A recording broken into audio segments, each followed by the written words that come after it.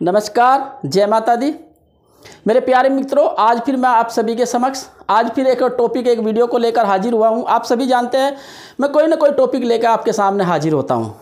आज बात करते हैं एक ऐसे टॉपिक के लिए, अगर आपका कोई पैसा मार ले, पैसा नहीं दे रहा आपका बहुत प्रयास के बाद भी, और पैसा ठग लिया है आपसे 420 करके, फ्रॉड गिरदी करके, बड़े बड़े सपने दिखा करके आपसे पैसा ले लिया, गिड़गिड़ा करके, पैरों में रो रो करके आपसे पैसा ठग लिया हो।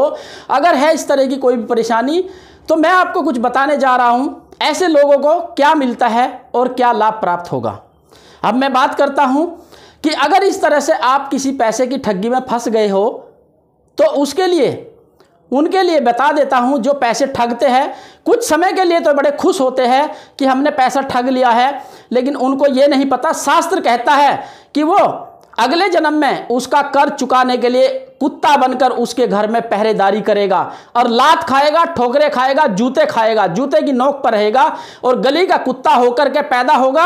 और उसके बाद उसका जो जन्म होगा वो उसके द्वार पर पड़ा रहेगा और मालिक ठोकरे मारेगा उसको, और उसको कर्ज चुकाना पड़ेगा, चाहे उसको 10 बार जन्म लेना पड़े कुत्ते का। जब तक उसका कर्ज नहीं उतरेगा तब तक वो बार बार उस कुत्ते के जन्म में उसके यहाँ जन्मेगा।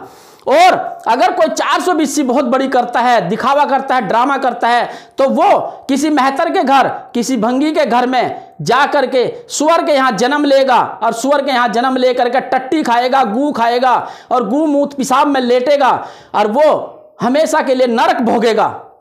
उसका ये हाल होगा, ये ध्यान रहे आपको, 100% ये सत्य होगा। ये करके देखिए आप, और ये हकीकत में होगा उसके साथ में जो फ्रॉड गिरदी ठगी करता है।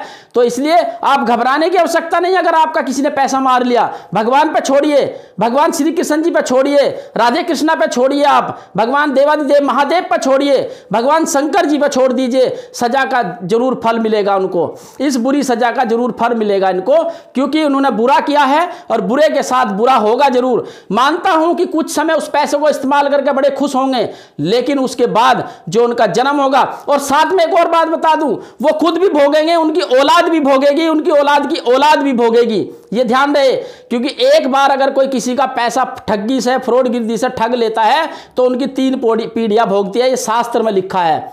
और कोई भगवान के नाम से लेकर के कि भगवान का वो दिखा करके, भगवान की बड़ी भक्ति दिखा करके पैसा ठगता है, तो वो तो और भी ज्यादा फ्रॉड गिरदी करता है।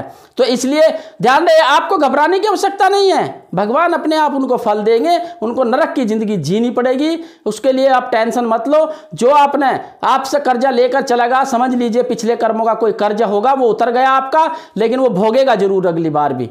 नमस्कार, जय माता दी।